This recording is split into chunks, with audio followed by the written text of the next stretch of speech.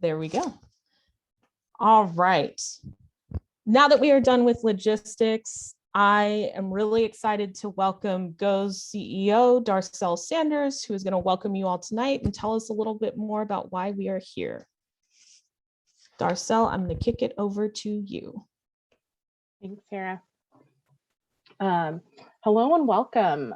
So excited that you all could join us for tonight's panel and hope that you're going to find it helpful as you're filling out financial aid applications for yourself or as you're helping someone else along the way.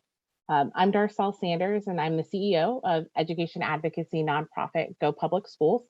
We're a multi-city network focused on amplifying the work of families and their champions to promote and advocate for equitable public education of California students. As we embark on our next chapter, we're excited to be broadening our work to support more families across the state through opportunities like tonight's panel and our Parents' Guide to Financial Aid. If you haven't heard about that or seen that guide recently, I know the team will be sharing more information on the resource a little later this evening. A few years ago now, our families lifted up a need for support on understanding and accessing financial aid. That call turned into the first edition of a Parents' Guide in West Contra Costa and soon was expanded to support our families across the network in Fresno and Oakland. And this year, we're excited to be expanding it to support families across the state. College access and affordability are important to us, and we want to do our part to support it through both advocacy and information sharing. I invite you to sign up for our mailing list and to follow us on social media for access to other resources and opportunities throughout the year. As part of this series, in addition to tonight's financial aid application resources, we'll also be sharing resources on making sense of award letters and the ever-evolving world of student loans. Before we kick off, I wanted to pause to share a little bit of gratitude. First, thank you to our panelists. We're so grateful that you're spending your evening with us. And I want to thank the Go team for all the work that went into making tonight possible. A special thank you goes out to Sarah, who is both your moderator this evening and the author of A Parents' Guide to Financial Aid. Thank you, Sarah. We'd also like to thank Linguistica, who is providing interpretation for us tonight. As a reminder, if you haven't done so already, please select your language preference, Spanish or English now, so that you don't miss anything that is shared tonight. I'm so excited that you could all join us this evening, and I hope that you find tonight's webinar a helpful stop on your financial aid journey. Thank you so much, Darcel. All right, now I'd like to welcome our panelists. Again, thank you so much for taking time out to join us tonight and to share everything you know about financial aid. We have a lot of questions and I am more than confident that you all can provide answers. As Darcel mentioned, my name is Sarah Sandu. I am GO's Director of Communications and I will be your facilitator this evening. I'd love panelists to get to know you all a little more. So if you could please tell us your name, where you work, your role. And I do have a question I'd love for you all to answer. I know that amongst all of you, you have been doing financial aid work for a really long time. I would love if you, as you're introing yourself, if you could give us a ballpark of how many students you think you have helped complete either the FAFSA or the DREAM Act application in your entire career. You don't have to have an exact number, but just start to think about how many students and families you have helped since you've gotten into this work. Miguel, I would love to start with you, if you don't mind. Laugh out loud. I'm just thinking of all the students that I've helped. Good evening, everybody. My name is Miguel Molina. I'm the Associate Director of Programs with the Richmond Promise, a scholarship program based out of Richmond, California, where we partner with Go Public Schools, West Contra Costa.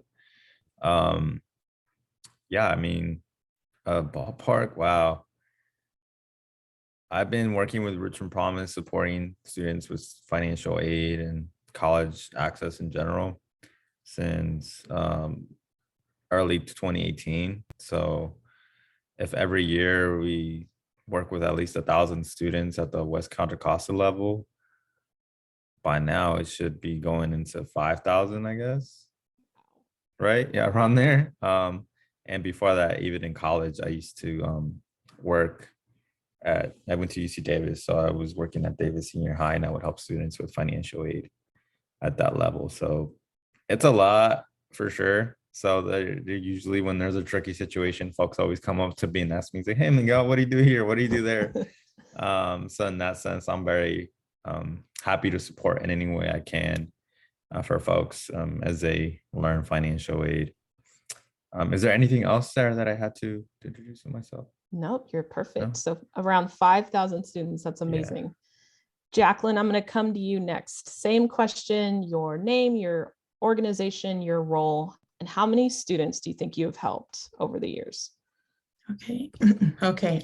Good evening, everyone. I'm Jacqueline Amparo. I'm the Director of Student Support Services at Loyola Marymount University in LA, which is the program is supporting students that are first generation in lower income, who come from lower income households.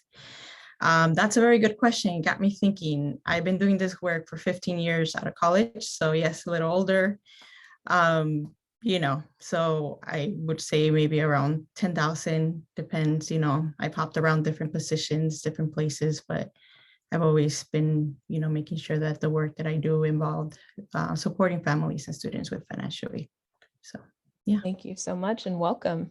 Nancy, I'm going to come to you next.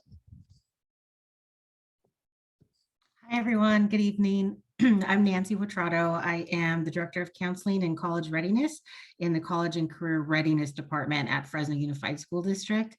I have been a counselor, practicing counselor for about 15 years. So I was trying to guess, I think I'm probably close to Jacqueline in that I've probably helped about 10,000 students with applications over the course of 15 years. That is incredible. Thank you so much for being here. Thank you. Tanya, last but certainly not least, your name, your role, your organization, and how many students do you think you have helped complete the FAFSA or the DREAM Act application? Yes, good evening, everyone. My name is Tania Enriquez. My pronouns are she, her, hers. I'm the Regional Advising Manager with U Aspire. And let's see, I have been an advisor before this role for like maybe 3-4 years, going on to like 5, like around 4 to 5 years. I was a college advisor, so we definitely helped a lot of students with financial aid applications, college applications, helped various school sites too with like their Cash for College events. So I want to say I'm around like similar to Miguel, like in the few thousand students. And then now as a regional advising manager, like we still go out to events, still do that one-on-one support with like students and families, large scale panels, like we still are doing all the work. So I'll do a little intro in Spanish if that's okay. Absolutely. So buenas tardes, mi nombre es Tania Enriquez y he trabajado por bastantes años con diferentes estudiantes, ayudándolos con las aplicaciones de ayuda financiera, y estoy muy emocionada de estar aquí con ustedes esta tarde. Right on. Thank you all so much for those introductions. It's clear you all know the process, the financial aid world. Really excited to have you all answer some of these preset questions and questions that have been coming in from the audience. Miguel, I'd love to start with you. When we hear the term financial aid, what exactly are we referring to? What does financial aid encompass? Yeah, financial aid, it's basically 3 main buckets: gift aid, work study, and loans. That's the technical definition of financial aid when we look at college support. So think of financial aid as support that both basically public entities can support your children with when and if they want to go to college. So gift aid is free money that never has to be paid back, that the student uses to pay for mainly costs associated with tuition and fees. We also have work study, which is if students qualify for work study, they're given the opportunity to work at their campus. Now it's the opportunity. It doesn't mean they're guaranteed a job. So they do have to go ahead and apply, but it is a wonderful opportunity given that those positions are easy access and they really are cool to work with your schedule, your class schedule and test schedule and all that. And then we have loans. So loans are also considered forms of financial aid because there are public loans, like the federal loans that come with subsidized interest rates that are coming at with certain, I guess, perks and are way better than private loans. So these loans are still considered financial aid, even though it is the one form of financial aid that you are responsible to pay back if you take out a loan. So that in terms of financial aid, the way I like to approach students with financial aid is like, hey, if you want to go to college, you should be applying for financial aid to see how much money you can get so that you don't have to feel you pay most of it out of pocket. And especially since I work in communities of working class backgrounds, I understand that lots of our students, I'm from Richmond myself. So I understand that a lot of the students that I work with will be eligible for financial aid, specifically gift aid. So I strongly encourage them to apply, and especially in the state of California, where we have many promise programs that at the moment are allowing students to go to community college for 2 years and get their tuition covered for. It's wonderful to take advantage of those opportunities, but they can only do so if they complete a application for financial aid, so that there's a record of their name, their high school ID, their other records, their parents' income, and all that in the system. Thank you so much. Jacqueline, I want to come over to you. You and I had a chance to talk about some of the work you've done around the California Dream Act and AB 540 in particular. I'd love if you could share with our audience what exactly is the California Dream Act application, and then the second part to that, what is AB 540? Yeah, well, the California Dream Act application is a financial aid application for undocumented students to access financial aid, California financial aid, like the Cal Grant, for example. So it's an application that gets submitted just like the FAFSA. It gets submitted by March 2nd, and it makes students who are undocumented, gives them access to, again, to California student aid, financial aid. It's also only for students in California, and only if they're going to be attending a college in California as well. And no, there's some students sometimes applying out of school, out of state, that's completely fine. But in terms of the California Dream Act applications, only if they're going to be going to school here. So with that being said, if students are applying to different schools, they don't know where they're going to go yet, I highly recommend even undocumented student to apply to California Dream Act to see, then they're going to make the decision of where they're going to go. So. Can you share a little more on how you know you are eligible to be able to apply for financial aid through the Dream Act application? So kind of the specific requirements of AB 540, which I know you know very well. Yeah, so, so these laws, so AB 540, for example, AB 540 is a law that was established in 2001. And, before 2001, undocumented students, it was a very, I guess, it varied by institution, by, so by college, right? How much a student would pay. So this is all around, a student being able to pay. Undocumented students are able to apply to college, they're able to get in. It's really about how are they going to pay. So AB 540 basically opened the door and allow students, undocumented students, to be able to pay instant tuition, right? Especially at those public schools, because public schools have different kinds of rates, right?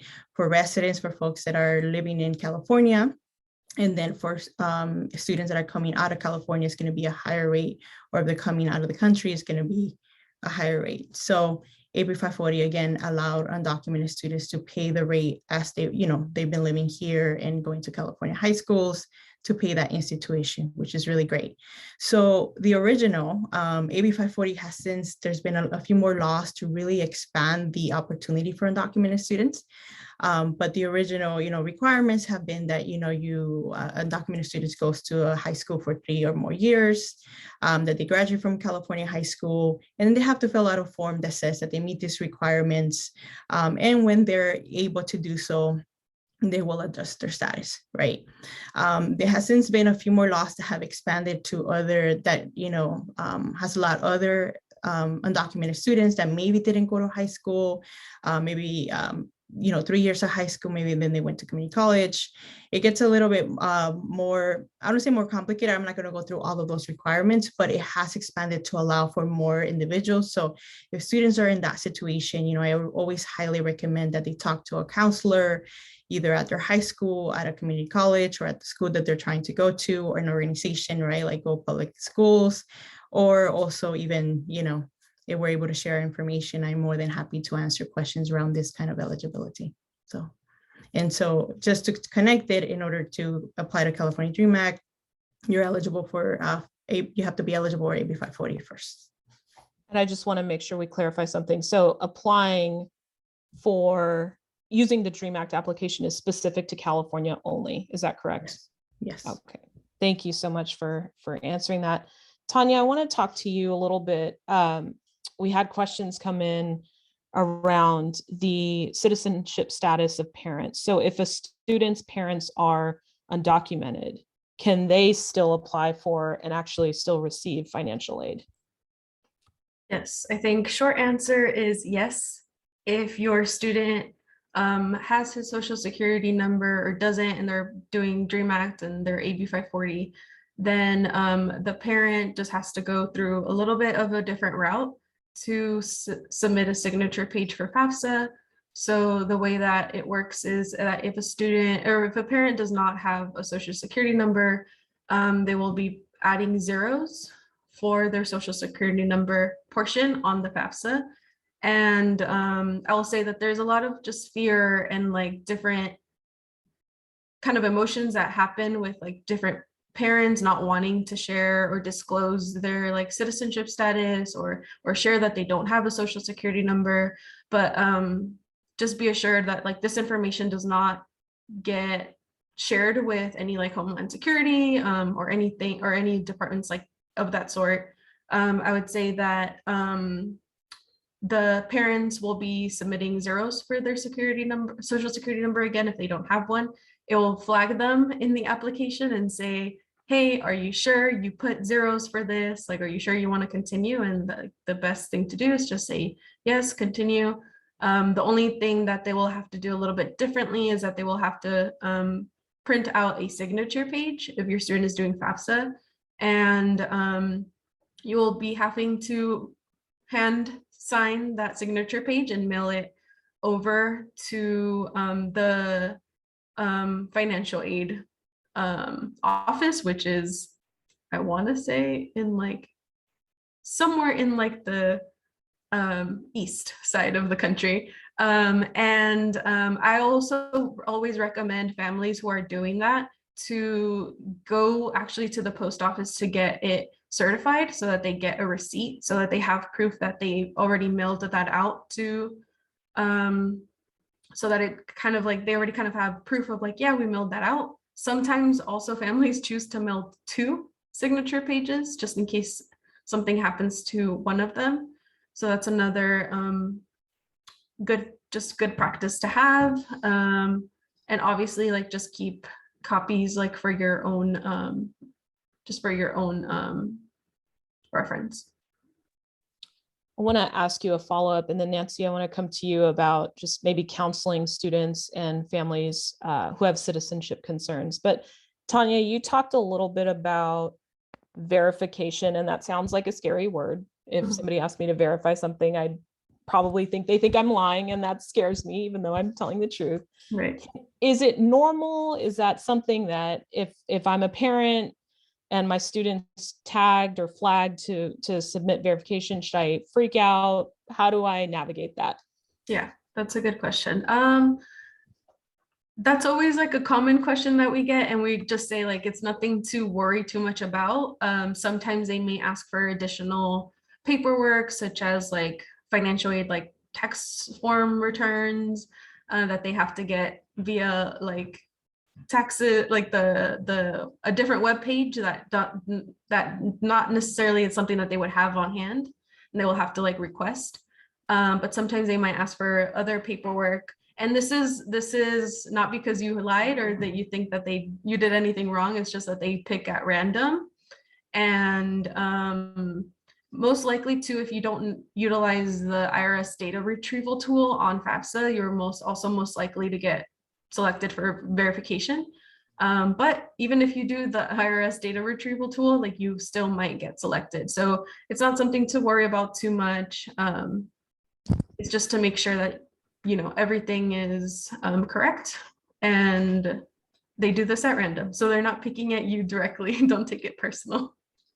Great advice. Thank you so much. And we're going to talk about the data retrieval tool in a little bit. Nancy, I want to come to you. When you are talking to students and families and they have concerns about applying for financial aid and their citizenship status, how do you counsel or coach? Yeah, it always comes up every year. There's, you know, some parents and students that are a little bit leery of not wanting to share personal information. And so, you know, just like one of the other panelists mentioned earlier, we just try to make sure that we calm their nerves by letting them know that, you know, none of that is going to immigration, none of that's going to Homeland Security, that their information is safe, and it's, you know, really just a requirement for the FAFSA or California DREAM Act submission.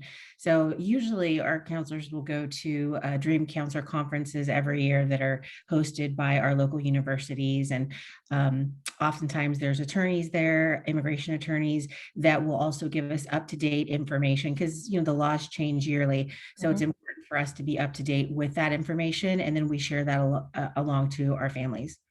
That's great. So to clarify, does applying for financial aid have any impact on your citizenship status or your parents' citizenship status? No. Great. Thank you so much. Miguel, Tanya was just mentioning the IRS data retrieval tool. For those of us who don't live and breathe these applications, can you explain what the IRS data retrieval tool is? Yeah, if a student lives with their biological parent or parents, they have to provide that information. If the biological parent remarried and they have a step parent, that includes them as well.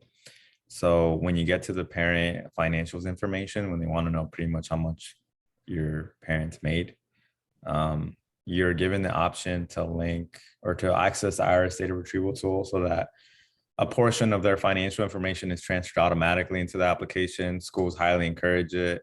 As Tanya mentioned, even though it doesn't guarantee you won't be flagged, it does look a lot more legit. That is, if you just typed out that my parents made $55,000 for their gross income under line 11 in their 2020 tax forms. So it does transfer some of that information over automatically. In order to use the tool, though, it does require that one of your parents create a FSA ID, just like the student, to be able to use the data retrieval tool. So of course, like we mentioned, if the student's parents don't have a social security number through residency or citizenship, then they unfortunately won't be able to use the data retrieval tool. They'll just input it manually. But if they do have SSN through residency or citizenship, highly encourage they try it out. Sometimes it doesn't pick up the address on the parents' tax returns. Obviously, some folks fill it out by themselves. Others go to a third party to help them fill out their taxes. You'd be surprised how many times it doesn't work. That's a question for FAFSA for sure. But when it comes through, it will add like the parents' gross income, how much they paid or had to pay for taxes, some information around their Schedule 1 and Schedule 2s. It won't add everything over, so still ask what if your parent has a W-2. Also want you to confirm and type manually what their salaries earned or wages earned were under line 1 for their W-2. So it doesn't add everything, but it helps you hopefully not get verified, and it's just a cleaner process, and you use it. It can be very complicated to use. So of course, I strongly recommend that if you do plan to use it, the very first time when your student is a 12th grader, or it's their first time applying for financial aid, if they're thinking of going back to school, to do so with somebody who knows about financial aid, whether it be a counselor, a college program advisor, maybe an older sibling or older family member, or going to your local community college, right? Since there's a lot of those institutions to ask for support. That way you see how it works on the back end the first time. And then for the future, since you'll have to renew it, then you could do it on your own, just because it's a little bit complicated. You can always input your information manually, but the chances of being flagged for verification are going to be a lot higher. And in general, to be honest, most colleges are still going to want a PDF version of the parent tax forms and the student tax forms over the summer. So it's or in the spring if they're going to be admitted for the very first time into a 4-year school. So it's always helpful to just have those tax forms and PDFs ready to gunsling and send them over to the financial aid offices. Just be prepared on the back end for all those things. And I know it could be very frustrating, but obviously schools want to make sure that they got this correct student information before they award financial aid. And yeah, I mean, if you input things manually, try to be as honest as possible, have your up-to-date records, bank records, your W-2 forms for the correct year. For this year to be 2020, and the same for the tax returns. I don't know if you're going to cover the question about what happens if your parents don't do tax forms. Maybe somebody else on the panel would want to take that. But I do just want to let y'all know that if you expect your child to receive financial aid, please on your end commit to doing your taxes so that it doesn't pose more obstacles for your children in the future when trying to not pay for college or receive scholarships and all that. Well, let's get into that question. Does someone else on the panel want to answer that? Miguel, say that one more time. Yeah, like what a question that sometimes I get from students is like, my mom doesn't do taxes. You know, do I still fill out the FAFSA? The FAFSA does let you apply and fill out without providing tax information, but it's a day after you submit, it's going to say, oh, we noticed something funky in your application, more or less in those words. You know, like you should go back and make a FAFSA correction and include that information. And a lot of the time schools, obviously that is a flag. So they will not award financial aid until the student properly updates their FAFSA or their California Dream Act to include parent tax information. There's a question that asks, is your parents file already? You can put already completed 2020 taxes, going to file, or will not complete. So the schools want to see already completed as an indicator right before they award financial aid for the most part. Now, there's special circumstances. As a student and as a parent, for some reason you didn't file taxes, you can always approach the school's financial aid office and try to get an exception. Or sometimes the student, if the parent does not want to provide that information, can try to attempt to apply as an independent student, but only if they first approach the school. So that's why it's very important. If you are a parent and you haven't done your taxes, I highly encourage that you do. So that it doesn't pose obstacles for your children in the future. But if there is a valid reason, you will need to disclose that individually with every single campus that your child is being admitted to or thinking of applying for in terms of community colleges. And if anybody wants to add any more information on the panel, feel free to do so. I'll add a little bit. You know, I've had some students where well, first, let me start off by saying I agree 100% with what Miguel just said. I have had some situations where I have, you know, students that have one, you know, or two parents that aren't working, or they make under a certain amount that doesn't require them to file taxes. In the event that that's the case, my recommendation to the student would also be what he just said, which is to reach out, because chances are there'll be a flag for verification. And so, you know, it could be that they have a W-2, but they didn't earn enough that would require them to file taxes. But it'll be really important for them to reach out to the campuses in the event that they want additional information submitted on behalf of their child. They may want to see, you know, any government aid potentially that's been given out, or how they're actually living. But you know, any finances that they have that they'd probably have to show some type of evidence. That is super helpful information. Thank you both for sharing more about that. Jacqueline, I saw you come off mute. I want to give you a chance to chime in. Yeah, I just want to triple underline what they said, and just from the higher ed and yeah, so there are very specific forms that they use to ask for that additional information, specifically asking, you know, the parent's job, or, you know, how much they earn. So there are very specific forms will they ask. So it may complicate the situation, but I also want to say that, you know, in situations like that where a parent is not able to file, or just, you know, they don't need to file, for example, that, you know, the student might have to do additional work, but they, you know, will they will be getting some financial aid, right? If they're eligible for it. It's just a matter of doing the due diligence and following up with the financial aid. But it is, it is each individual office that they're considering, each individual office from the schools that they're considering. So, yeah.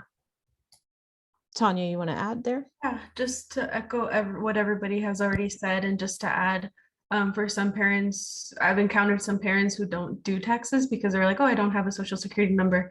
And they could also just get an ITIN number also to do their taxes if they don't have a social. And I always just encourage that, like that also is just record of you just having your taxes for when you, obviously I'm not an immigration expert, but that just kind of is like a starting point to just kind of have like a record of you like doing your taxes and just other things that like citizens do.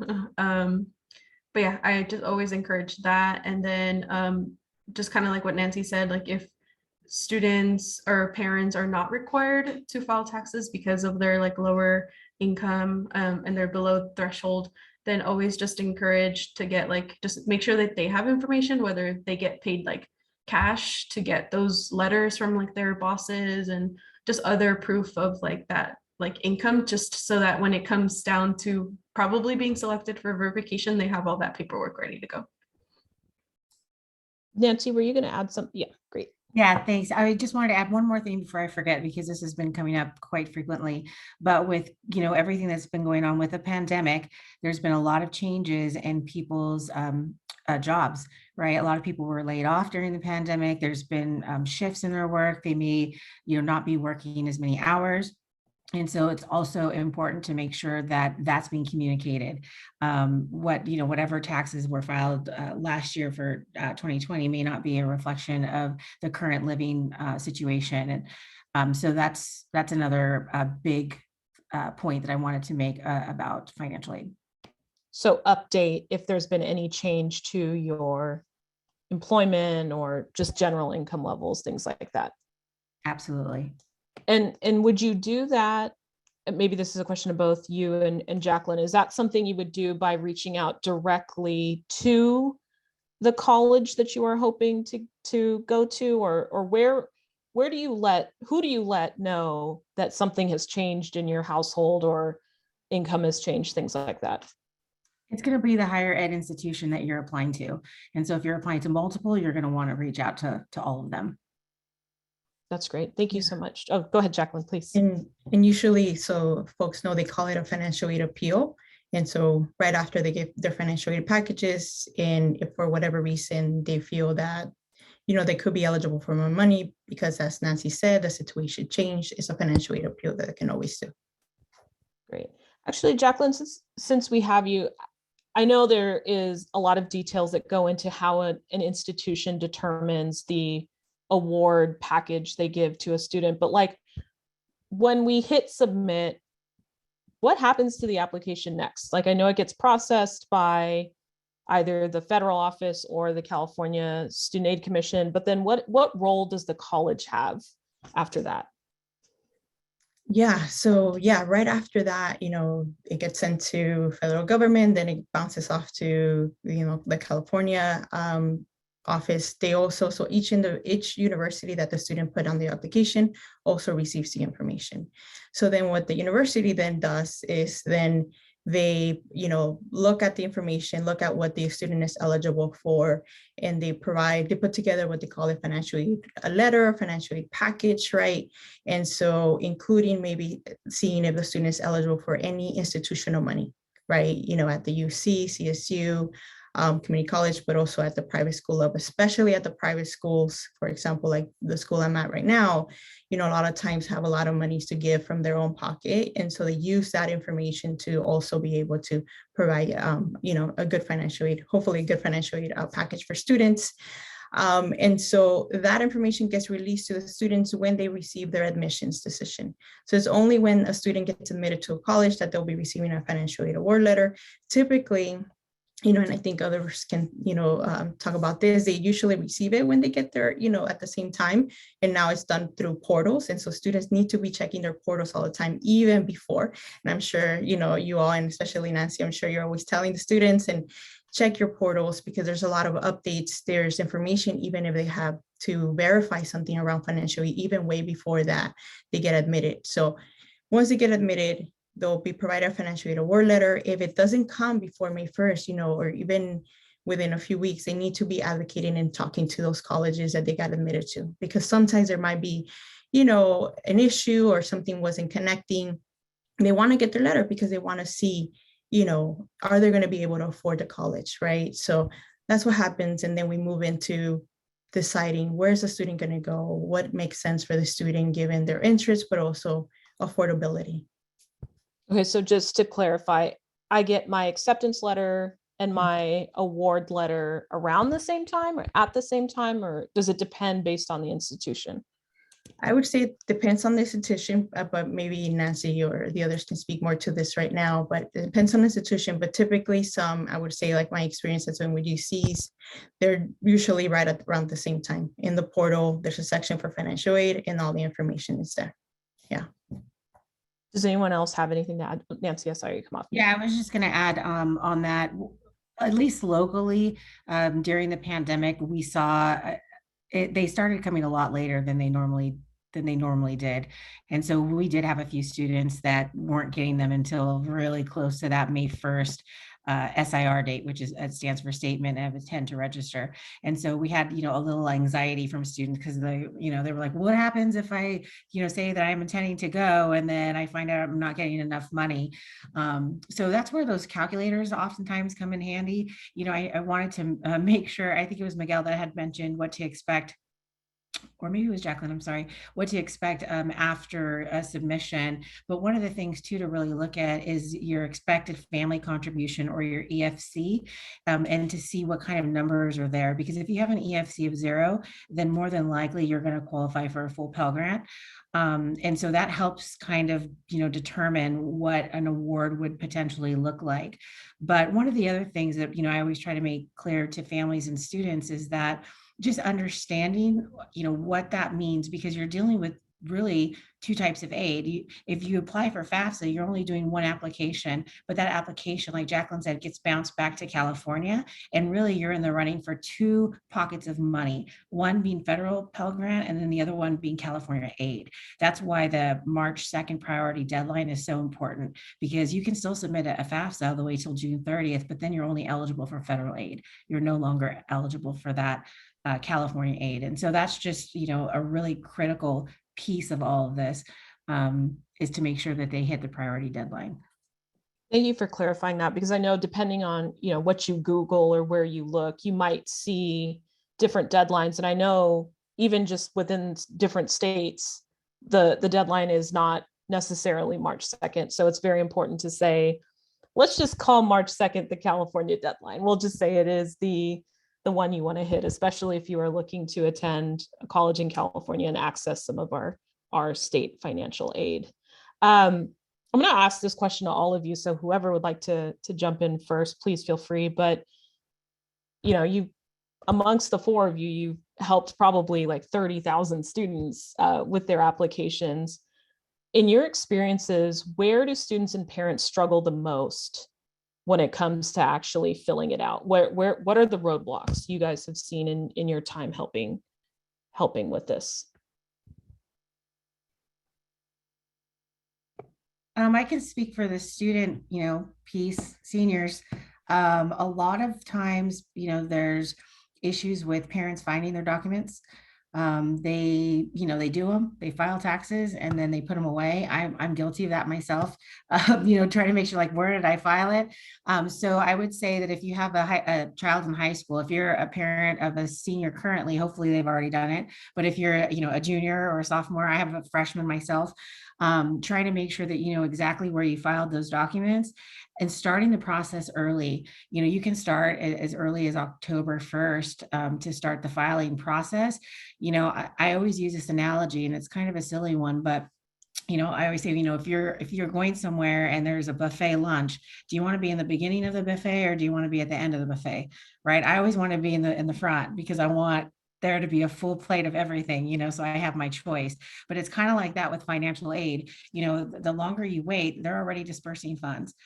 they start already giving people award letters. And so you want to be in the front of that versus, the end tail or the tail end of it. So starting early, start with your FSAID. You can start that even earlier. So if you are a parent who does have a social security number and you're going to be able to file electronically, either or, but even with your child, they can start doing that junior year.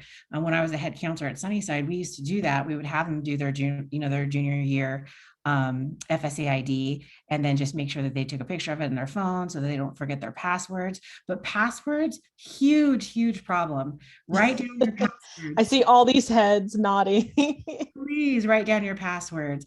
Make sure you're checking your portals, checking your emails. You have to verify your email when you do an FSAID. So making sure that you do all of those steps, that your parents and students both have email addresses that work. It's really important that a parent has an email address too when they're doing their FSAID. So those are, all important pieces. But then just having the documents. And if for some reason, there are some parents that are very uncomfortable giving their children their documents, which that's okay. I completely understand that. But if that's the case, then try and take advantage of one of those FAFSA nights that are being hosted at your high school sites. And if you hear that one's not being hosted, call the counseling office and say, hey, is there going to be a FAFSA night being hosted? Because I want to attend. Most do have them, but sometimes they don't. So, if that's not my district, but I've seen that in other districts. But definitely you want to make sure that, that you're asking for any support. And if for some reason your district isn't hosting one, ask the counselor if you can come in and get some support. There's nothing wrong with asking that. Sometimes they'll have them during the day, right? Where people can come in or they can walk you through it on the computer. All of that, those are all tips for parents that have students that are applying right now. Great. Thank you so much. Anyone else? Where do you see students and parents struggle the most when it comes to completing these applications? I can jump in terms of because I just helped a few families on Saturday. And sorry if you hear my dog in the background. We love dogs. You're all good. I might let somebody else take over while he.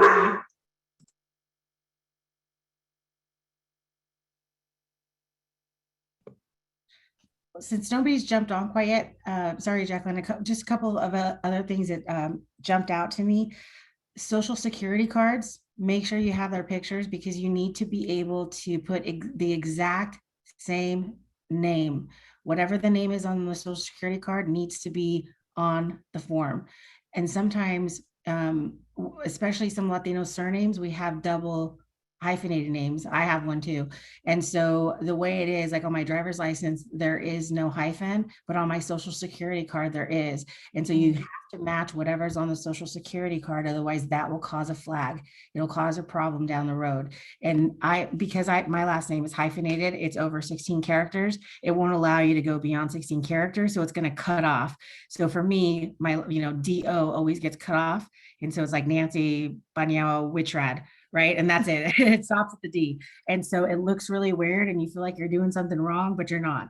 That's that's the max characters. And so the names on the social security card, absolutely 100% important that the name matches, even if the student record name is different. Social security trumps whatever's on the transcript. Got to do that because that becomes a matching issue. And student record, you're referring to their high school, yes, or their K-12 record. Right. Okay, yeah, their K-12 record, the social security number.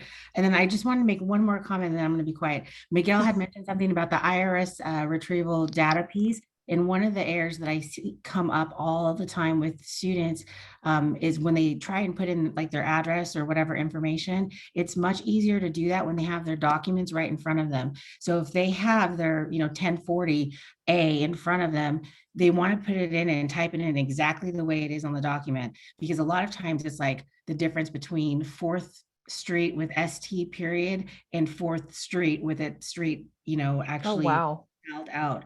And so the way it is on the document is the way the IRS sees it. And if it's not the exact match, it won't capture it.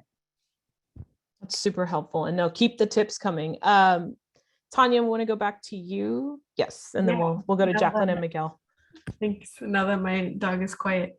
No problem. I will say that one of the ones that we always encounter when we're helping families submit a FAFSA is sometimes the household income size is the one that gets, it's just because the wording is a little bit tricky. And they'll ask too, like, at the very end of that section, like, oh, how many students in your household will be in college? And a lot of the times the student wants to put 0 because none of them. But I always tell the student, you know, like you will be probably attending college hopefully in the next few months. So it would be 1, or unless like the parent or another like sibling in their household is also attending a college or university, to include them as well in that question. And then just a few in the beginning, you know, like never attended college. First year is like the main answer for high school students that are applying. And then will you have your first bachelor's degree? I will say not yet. I was like, you have to work a little bit longer to say yes to that one. And they should always put that they are never attended college first year, and they won't have like their first bachelor's in the next year, if they're seniors, obviously. I have a question about that, and maybe anyone, please feel free to jump in. Related, so there are across California, there are a number of students high school students who enroll in college courses. So when you see that question on the application and it's like, you know, never been to college or whatever, and you may be thinking, well, wait a minute, I am taking a college course right now, or I have taken a college course. How should you answer that question? Anybody feel free to jump in. I'll jump in. They need to apply as a first-time freshman. Okay. That comes up all the time with dual enrollment, and especially with the expansion of dual enrollment, but it also comes up with AP. A lot of students know that, you know, they'll be potentially getting AP credit, and so they think that those count as college courses too. Every time, even with the college application, because that question gets asked also when you're applying for university, you want to put down that you're applying as a first-time freshman. Super helpful. Thank you for clarifying that, Nancy. Jacqueline or Miguel, any other things in your years of doing this work where you're just like, man, this happens all the time? Yeah. Go ahead, Miguel. Oh, sorry. I was gonna say, with students, it's like clearly understanding like which form is for you, the FAFSA or the California Dream Act. I think is very important. There is trainings that are offered at the beginning of every year that every high school counselor has to go to.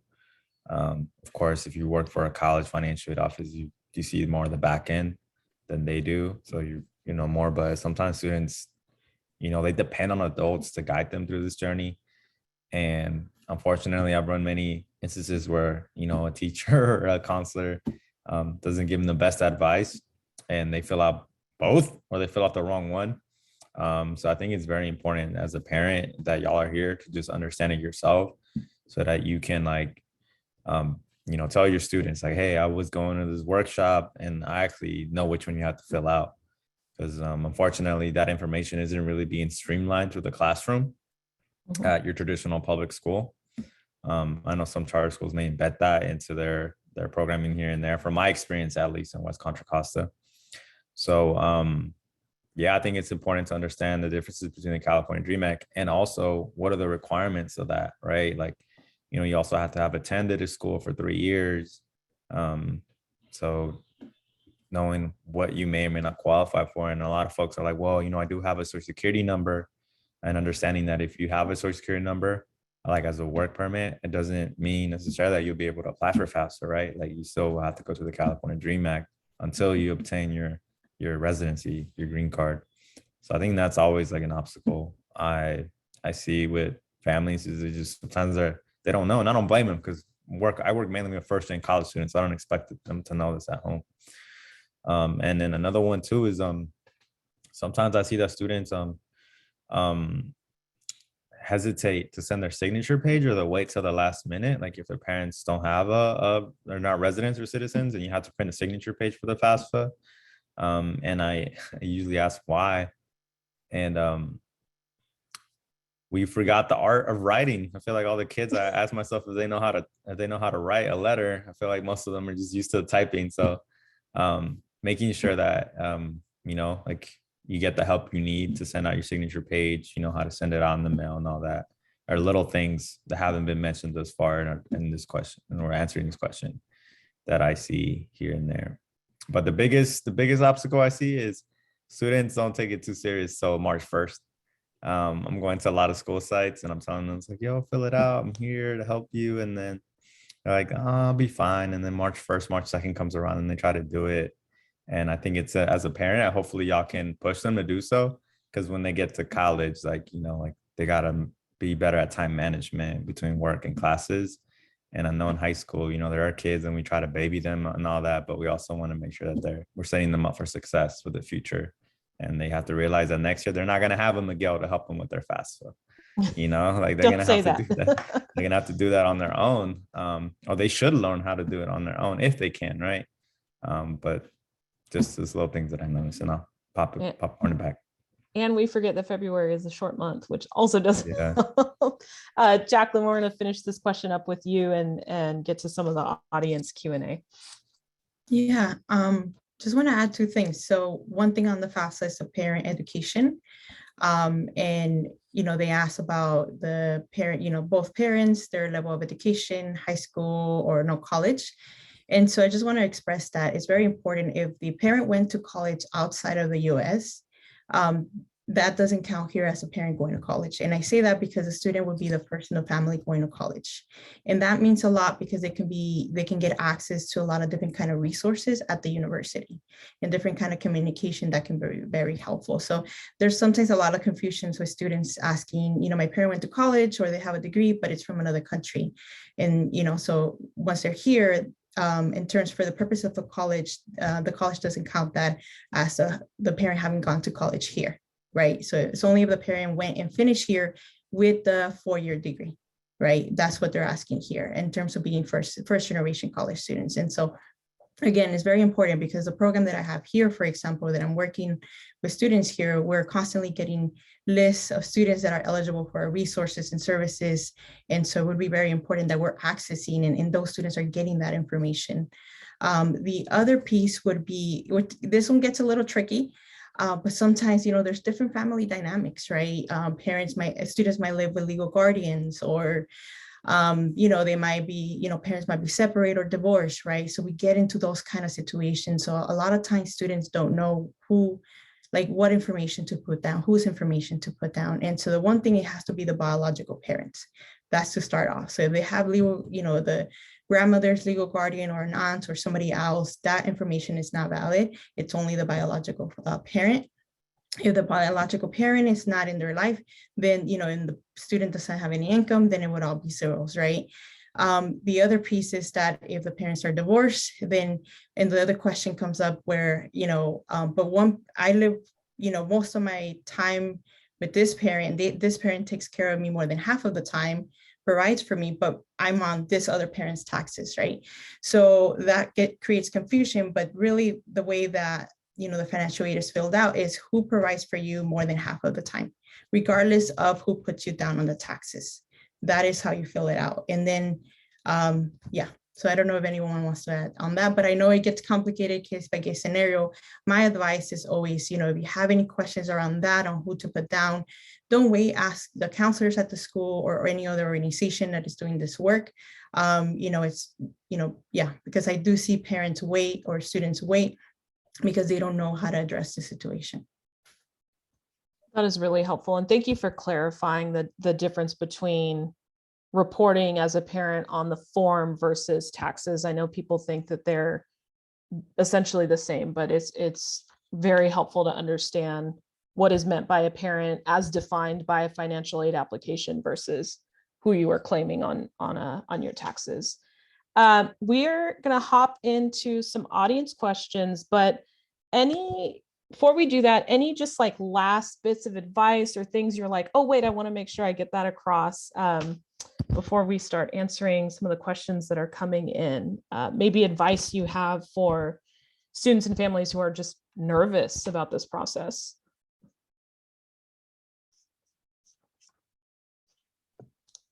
I'm just going to reiterate what I already said about making sure if you have a child right now who is in a younger grade, preparing to start early. I cannot stress how important it is to start early, because then you'll be able to see whether or not you run into some issues. So, you can start this process as early as October 1st. So please make sure that you do that, that you find your records, that you have everything ready. You're going to need W-2 forms.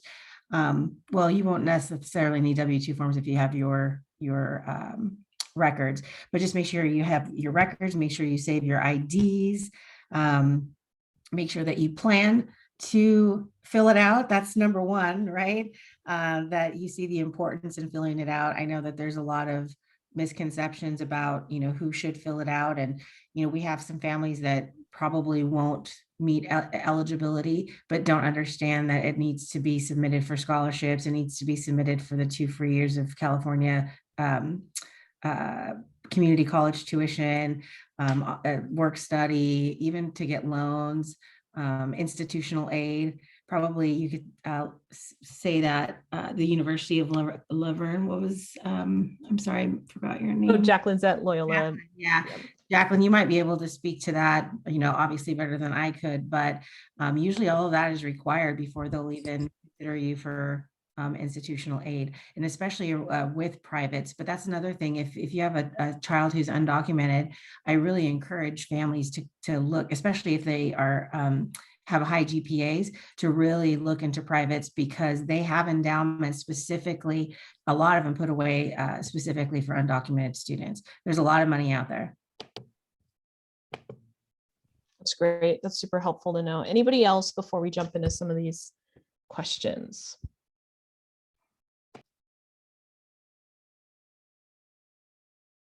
All right, well, let's dive into what the audience is asking. Panelists, there, I see the chat going off. If you at any time feel that you can give an answer to somebody in the chat, please feel free to do that. I want to start with a clarifying question. I know we talked about starting, Nancy, you just mentioned this, starting early, but let's just clarify for everyone on the call, when exactly can someone start applying for financial aid?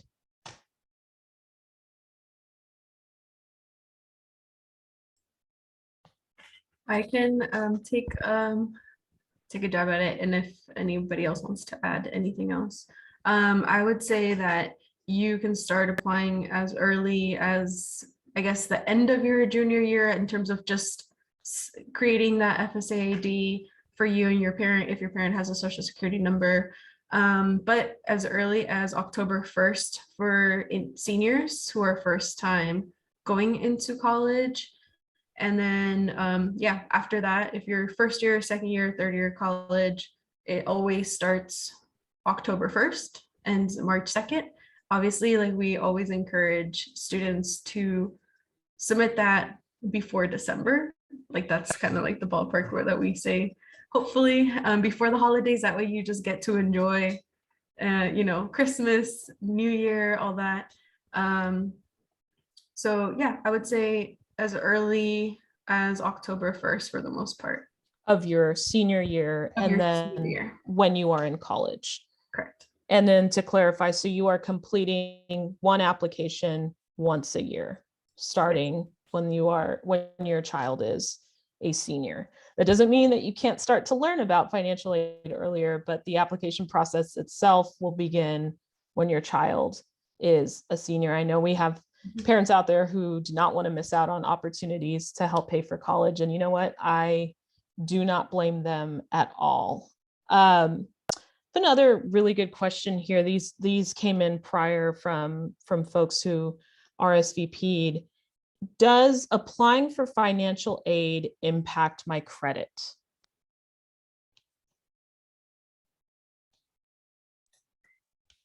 I can help answer, or it doesn't affect credit at all. I think so. Applying to financial aid doesn't. That's the clear answer. I think when we get into credit and financial aid, it's more if you're taking out loans, and if the parent is taking out loans for the student, that's when we get into a conversation around credit, and if they're you're eligible for credit, that's where it affect maybe the eligibility of a loan. But other than that, it does not affect whether the student is eligible for student loans, grants, or any kind of scholarship. It doesn't affect the credit. Awesome. Thank you so much for answering that. Another question. So this is from a parent. Is FAFSA only for students? If parents want to go to school, could they fill out the FAFSA too? I think a better way to look at that is there an age limit or anything? Nancy, I saw you jump off mute. Please feel free. Yeah, there's no age limit. There is an aging out factor. Like you only get so many semesters of financial aid, and probably Jacqueline might be able to speak to that since she's higher ed. But I think it's like 5 years that you can max with financial aid. But if you've never started and you're a first time reentering, then you wouldn't have to worry about that. But yeah, it's open.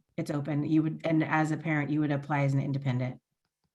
As an independent versus a dependent. That's right.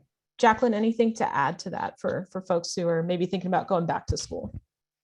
Yeah, in terms of the years, that's a good question. I think it's around 5 or 6. Now, it depends on the school. It also depends on the school. I've worked at schools where, because certain private schools have more discretion and more money. So there may be more money available regardless of the number of years that it's taken a student to complete, right? And in terms of the age, so a person becomes independent once they're 24.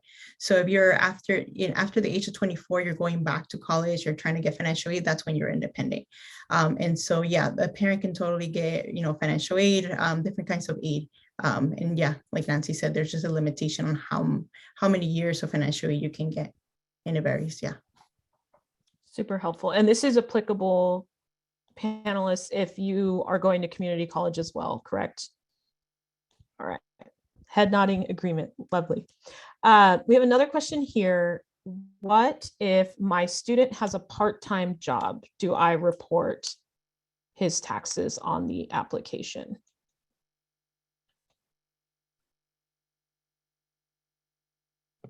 Anybody want? Sorry, I don't want to jump in on other people. Yes, if they make, there's a threshold, right? So if he's going to file taxes, then yes, that should be reported. If he's working at the local Wendy's, 2 days a week, and he's making under whatever the threshold cutoff is, I haven't looked at it for this year. It used to be about $5,000-$6,000. Then, and he's not going to file taxes, then he doesn't have to report it. Tanya, do you have anything you wanted to add to that? So you come off mute before. No, I mean, you don't have to report students' taxes, but I think there is a question that says like, oh, how much money you have as of today, how much money you have in your bank account, savings, checkings. Sometimes they just ballpark the estimation, and I feel like that's okay. Because a lot of the time it's like, oh, I spent most of it. I only have like $200 cash. I'm like, okay, but that's the only amount you have, then that's what you're going to be reporting on your FAFSA. Awesome.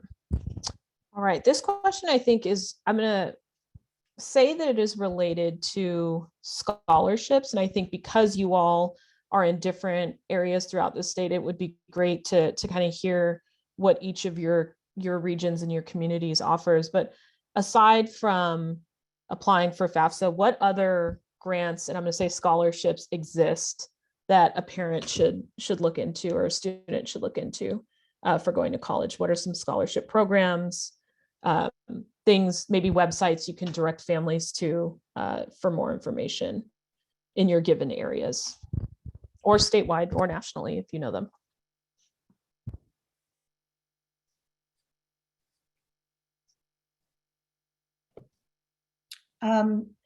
I guess I'll start. It really varies across the board in terms of local scholarships. they, organizations, Kiwanis Club, Rotary are two big ones usually. Oftentimes, each high school has scholarships that they might give out from an alum who had passed away, or a legacy type scholarship.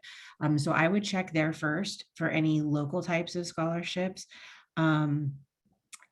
The Hispanic Chamber of Commerce, anything like that, that's local in whatever area you live in. I would look through websites to see. Sometimes your jobs as parents, if you work for a large company, even it's broad. It could be a bank, it could be a university, it could be a packing house, it could be any sort of large, I know I live in Fresno, which is an agricultural community. And so a lot of our local packing houses have scholarships for children of their employees. That would all be one area to check. Nationally, I think one that we usually have students check in with is fastweb.com. It's one that, just kind of does all kinds of national ones. But there's scholarships out there also for undocumented students. You want to take a look at general scholarships that don't require a social security number. A lot of them do require a social security number. So, for someone who's undocumented, if you don't have a social, then that's not going to be a scholarship that you would be eligible for. But oftentimes you'll find scholarships just by looking through that don't require a social security number. And so those are opportunities for students as well. But there's a ton of scholarships out there, even if you just Google, national scholarships. There's also some, big ones like QuestBridge, and you have to be really high GPA for those types of scholarships, but they are large. Dell Scholarship, you have to be part of the NAVID program, or you have to be, I think there's a couple of different things that you have to be a part of in order to apply, but those are large scholarships worth like $20,000 each. Yeah. So, I mean, there's quite a bit out there. But that's probably my advice and where to start. Super helpful. Thank you, Nancy. Jacqueline, yes, please tell us. Yeah, for undocumented students, the organization Immigrants Rising has put together a really good list of scholarships. I don't know if that's a link that we can share. I mean, Absolutely. It's really comprehensive. I kind of always go back to it. It's even for scholarships for that, students who have U.S. citizenship or residency are eligible for as well. But those scholarships for sure undocumented students qualify for, and they filter it out by region and location. So it's really good. That's a good place to start. And the other is also the institutions that the students are applying to. The places that they're considering, they have a lot of scholarships. For example, the UC application, I know it's also serves as a scholarship application, but also UCs have other scholarships that students can apply to. For example, I work with the Cal Alumni Association. So I went to Berkeley and I'm a scholarship reader for the Chicanes Latinx, Alumni Association scholarship, right? And that's a more separate scholarship that students apply to, $500, $1,000, it all adds up. I know there's those big scholarships and students should totally go for them, right? Apply. But also don't, miss out on the smaller opportunities. As Nancy said, there are a lot of scholarships that come directly to the high schools, and counselors know, local scholarships, alumni scholarships, scholarships specifically for that school. And those are the ones that students have a higher chance of getting. And little by little that's adds up. I can tell you that I'm working with the freshmen that just came in, and I was amazed. The student has, gotten, I think, over $17,000 in scholarships outside already from a full scholarship package Wow. at the university.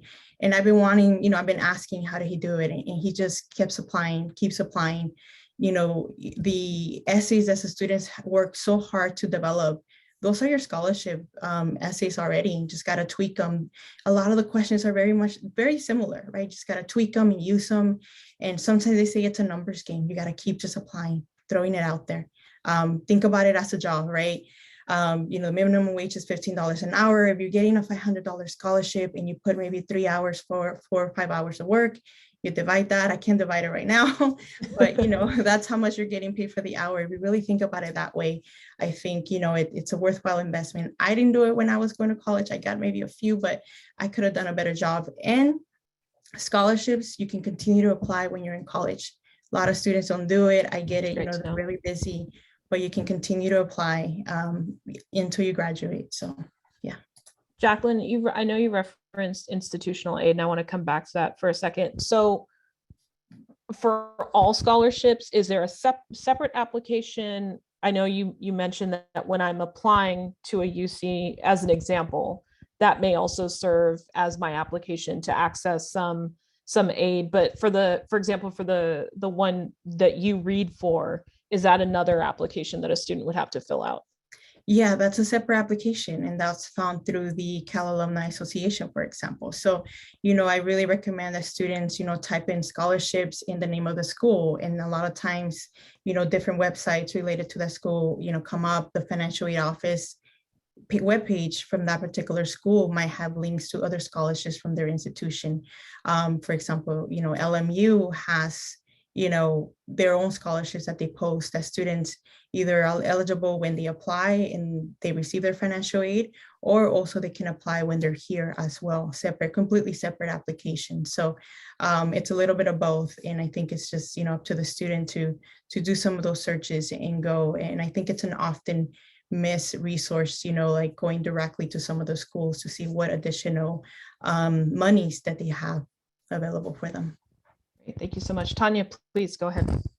No, I kind of wanted to answer like another question, because I feel like Yeah. there's some confusion about is FAFSA a scholarship? Like, do I qualify for FAFSA? And kind of like the threshold of like, oh, how much do I have to make in order to qualify for FAFSA? So I will just clear that up like really quickly, because I feel like that's been going Please. on in the chat. I would say that FAFSA is a free application for federal and state aid. That information gets passed on to the colleges that your student, I think Jacqueline had already mentioned this, like the information uses your income along with household size. So it's not necessarily just the income. The household size also plays a role into like what your EFC is, what kind of like what your financial aid package will look like if you qualify for state aid. But that information gets passed on to the schools that you're applying to, and then from there they come up with a package to say, oh, this is how much you're getting with Cal Grants, which Miguel had mentioned in the beginning. There's grants, loans, potentially like institutional like scholarships might be added to that award offer, parent student loans, federal and state grants.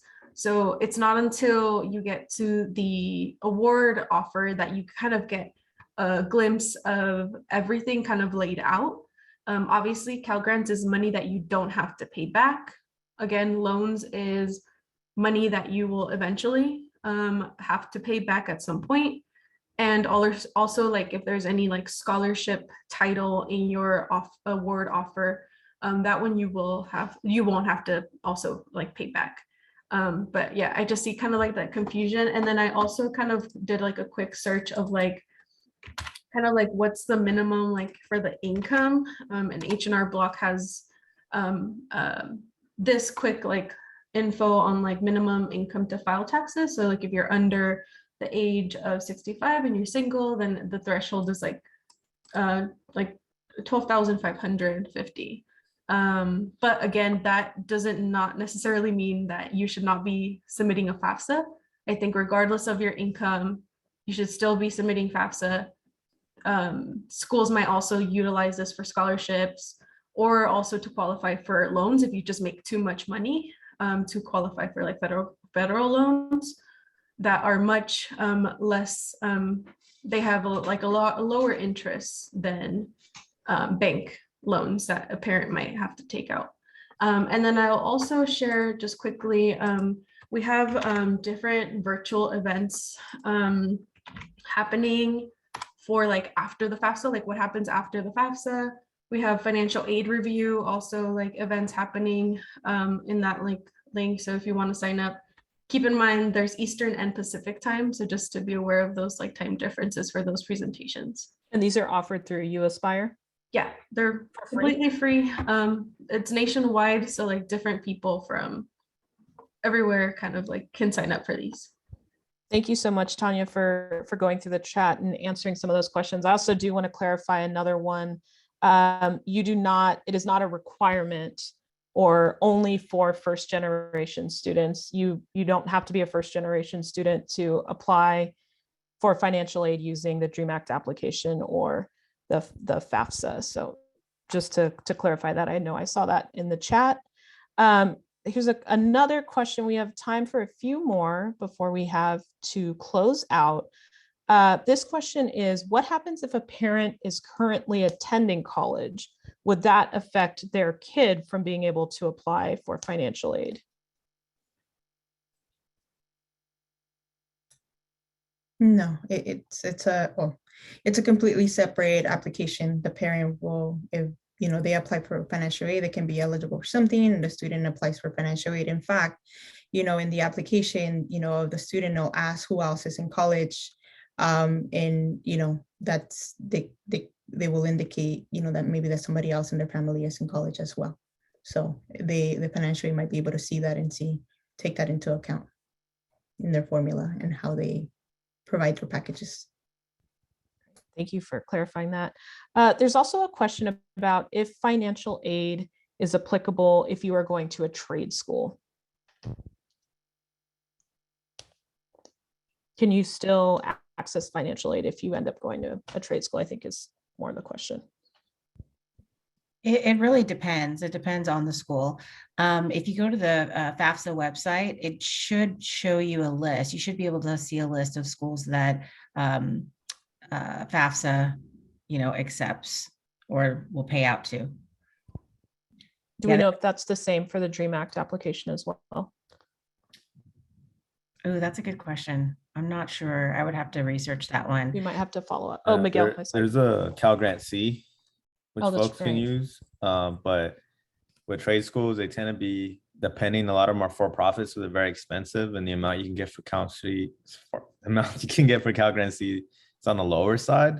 So that's why I always recommend students look into career tech programs that exist at community colleges, because then you can get the most bang for your buck right there. But there is the Cal Grant C, so technically you can get some aid. Tanya, did you want to add? Oh, yes, please. I'll just kind of answer a question that's been going on in terms of like being first generation. I think I personally would say that if a parent and a student are going to college at the same time, then technically they're both first generation. But that's just my own like personal opinion. I like it. I'll Just take because it. you're both navigating like higher institution for the first time together.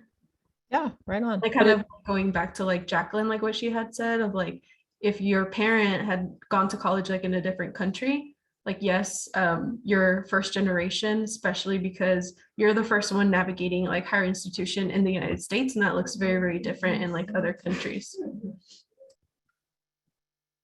Great, thank you so much. Oh, go ahead. And I just want to clarify too that, like you said, it doesn't affect the financial aid that the student is getting, because all that is based on income. It's more around also what resources or programs can be available for, at that campus for the students. So. And correct me if I'm wrong, I think there is a question on the application when it talks to you or when it asks you about your household size, and it said, or who in your household is attending college. I think it may even say, even if you, the parent, are going, don't include yourself or something to that effect. So also just going back to that. But yes, Jacqueline, thank you for clarifying about the income. There is a question here I want to get to for sure. If a student has special needs, can they still access financial aid? Apply and access.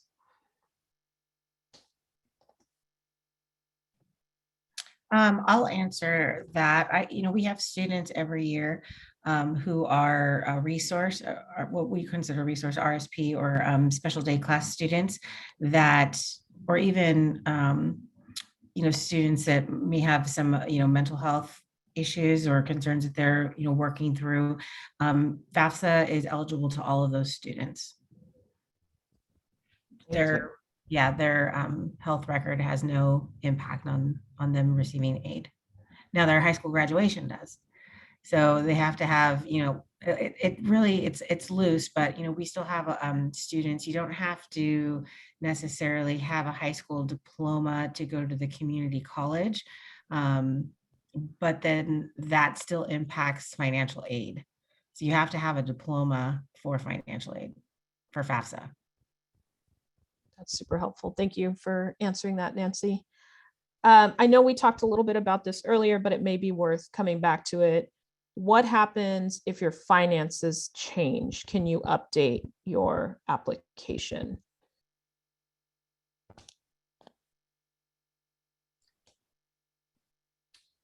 There is a way to update your application. You should be getting some sort of email link showing your submission.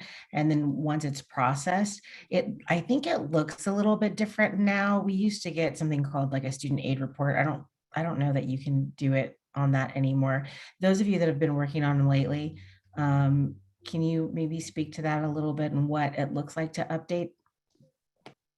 Yeah, it's pretty easy. You will go into your for either the CALA or the FAFSA, you go into your account and it'll ask you, you can look at view correction history to view your SAR. So your pretty much your receipt, blurs out the socials. And then you can make a correction if you want to delete schools, add schools. Maybe you miscalculated a number on the income, or maybe you originally typed it out and now you want to try using the data retrieval tool. You can do that.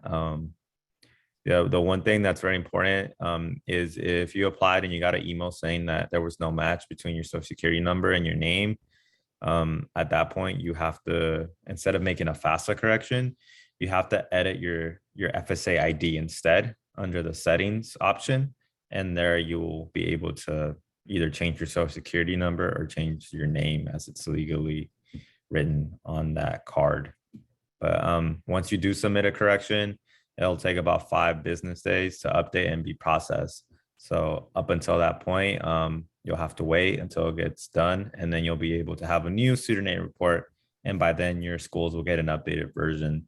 So as an example, let's say you manually put your taxes in your FAFSA and Contra Costa College is like, yo, can you try using the IRS data retrieval tool? We'll wait to give your financial aid until then. You go ahead and go through all that process. Eventually, once the school gets the information, 5 business days after you submit, then they might begin processing your aid. So have a little bit of patience as well when you're making corrections. Understand that it's going to take time for your school to receive that updated information as well. But it is possible to make updates and corrections if you need them. Mhm. Great. The last question, I think we have time for 2 more. I think there's just general questions around if there is a connection between if a college decides to admit or deny a student and them applying for financial aid. So as an example, one that came up, could a school deny a student admissions to a college if a student is applying for financial aid or requires financial aid? Is there a correlation between the two?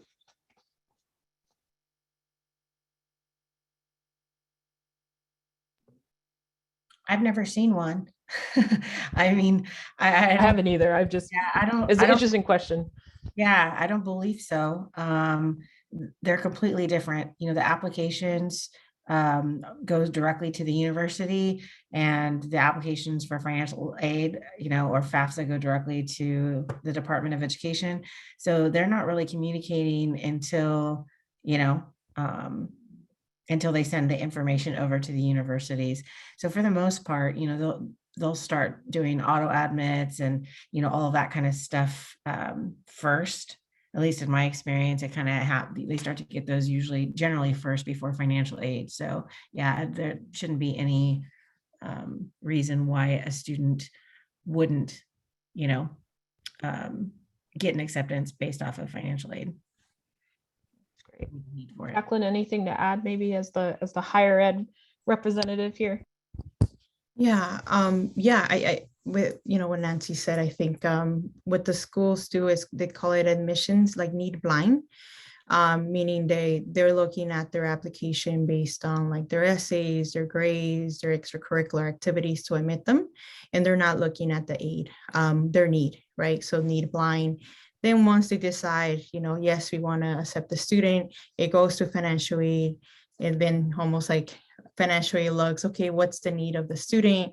How much money do we have available? What are they eligible for from the state and the federal government? Here you go. Here's a package we're going to give the student. So UCs and CSUs back packages for the, students are from the, with the expected family contribution of 0, they're pretty standard packages a lot of times for the most part. The way the private schools, like at this school, for example, it will vary. So I think that's where you're going to get variation where, my income, the two families' incomes can be very similar, household side can be very similar, but depending on how a private school wants to provide their own money, right, then the package might be different. But the state aid and the federal aid that they get at that private school will be the same, right? They'll be eligible for maybe the max, but it's more around what additional money the institution has that will vary from school to school and from students to students. So, and my thing about private schools, if you get a financial aid package that doesn't work, try to ask for more. Advocate, financial aid appeal.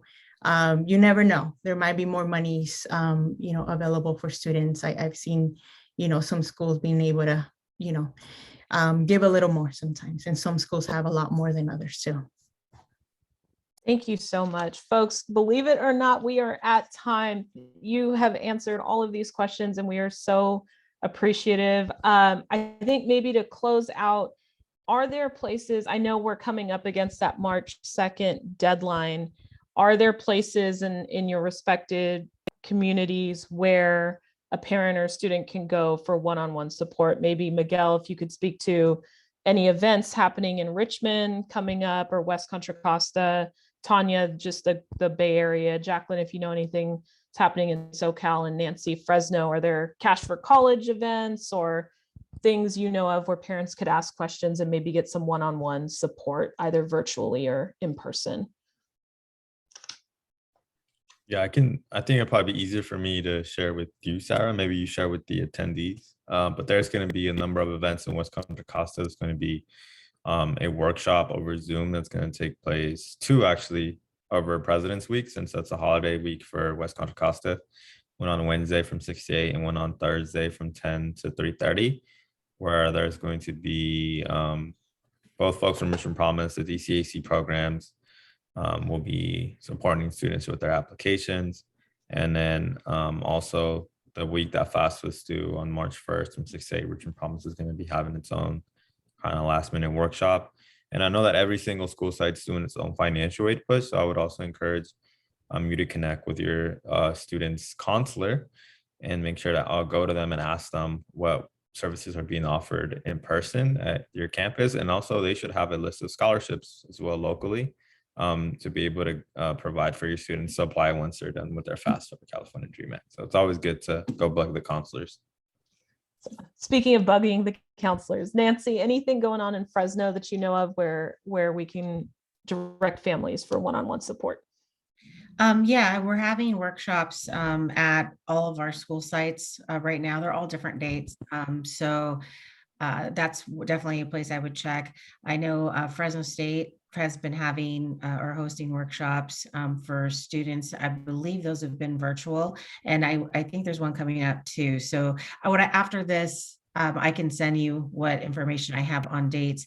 Also, UC Merced Center for Educational Partnerships in our local area typically hold virtual workshops as well. Great, thank you so much.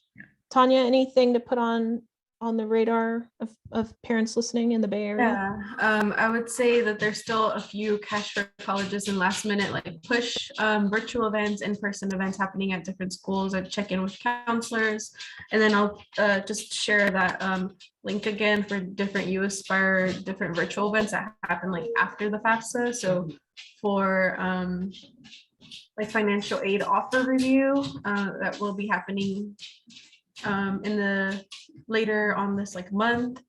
And we'll also have different seminars on like summer financial aid steps for students. So just be on the lookout and sign up for that, for those events on the link provided. Great. And I will make sure to copy that link, and we will absolutely follow up with attendees. Jacqueline, anything off the top of your head that you know is going on in SoCal? Yeah, like everyone says, a lot of the high schools are doing their own Cash for College events. There are organizations. I will put in a link for LA Cash for College events here. Great. I know there's a Super Saturday on the 26th, so that's great. And yeah, so I think that's what's happening. I would like to just also say, when the students in college are ready, they are also support. We are helping our students that right now they're in college also apply to the financial aid, because we have to do that application every year. So there's that Great. resource too. Thank you so much. And I would also offer to families listening, Go does have a parent's guide to financial aid that is available to download in both Spanish and English that has a ton of information about both the FAFSA and the DREAM Act application. The links are in the chat if you would like to access that for more support. There will be a survey. We would love your feedback on how tonight went. Thank you again to our panelists. If you check out the chat, there is a link to that survey. Please fill it out. We would love to have your feedback. We are also going to be sending out an email to all of you who attended tonight with the survey link if you did not get a chance to take it before we sign off. The recording of tonight's session, if you want to, maybe somebody said something that you want to revisit, that recording will be available. And I would love to include, if panelists send me some opportunities, any information that they have around how to get one-on-one support to get these applications in before March 2nd. All right, we have one order of business before we close out. We have 2 raffle winners. Congratulations to Zayda Halquin and Nisha Prashar. Congratulations to you 2. You have won a $50 gift card, and we will be in touch with you on how to access that. Panelists, thank you so much. I know you all are slammed with everything going on, but all of this information you offered tonight is so valuable, especially as our students and families take on this application and navigate this crazy complex financial aid world. You all made it feel doable, and I just cannot thank you enough. Thank you to everyone who's joined us tonight. Panelists, have a great night, and good night to all of you.